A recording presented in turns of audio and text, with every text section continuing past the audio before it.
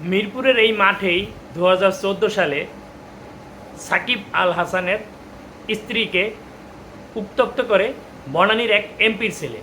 সেই সময় সাকিব স্বাভাবিক স্ত্রীকে উত্ত্যক্ত করার প্রতিবাদ করে এবং তাকে মারেও।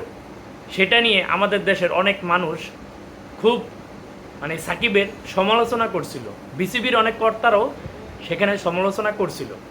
হয়তো তাদের স্ত্রীকে কেউ যদি উত্ত্যক্ত করে তারা সেখানে কিছু বলবে না, হয়তো তাদের কাছে তুলে দিয়ে আসবে, এরকম হইতে পারে।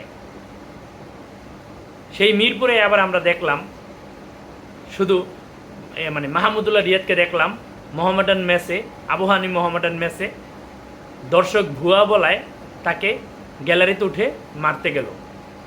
অথচ এই মিরপুরে 2023-24 বিপিএলে সাকিবকে কী পরিমাণ মাঠে ভুয়া বলা হয়েছে, সিলেট মাঠে ভুয়া বলা হয়েছে, সাকিব শুধু চুপ ছিল, কিছু বলে নাই।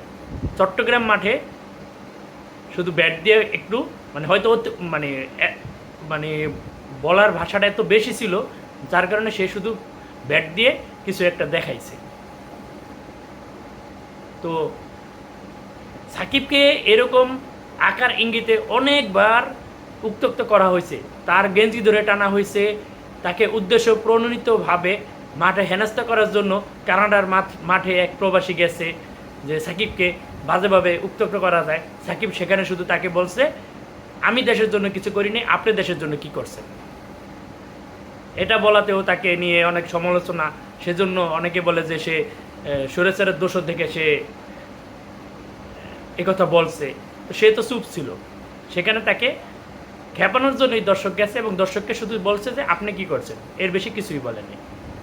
তামিমেরও অনেক দেশে দর্শকের সাথে খারাপ আচরণের কথা শুনি, মাশরাফিরও আছে, তাদের কারোটাই কিন্তু সেরকম হাইলাইট হয় না। মাহমুদুল্লাহ রিয়াদের ঘটনাতে স্পষ্ট যে সাকিবের সাথে দর্শক যেগুলা করছে তাকে অনেক ভালোবাসাও যেরকম দেখাইছে এবং তাকে অনেক বিরক্ত করছে, তাকে অনেক হেনস্থও দর্শক অনেক করছে। এরকমটা যদি তাদের সাথে কেউ করতো, কোনো দর্শক করতো, তারা আসলে কি করত এটাতে কিন্তু প্রমাণ হয়ে যায়। সাকিবের মতো ক্রেজ যদি তাদের প্রতি দেখাইতো, তারা যে কি করত সেটা কিন্তু প্রমাণ হয়েই গেছে। তো বাঙালি শুধু সাকিবের পিছনে না থেকে অন্যদেরগুলোও দেখেন, এটাই আমার কথা, আর বেশি কিছু না।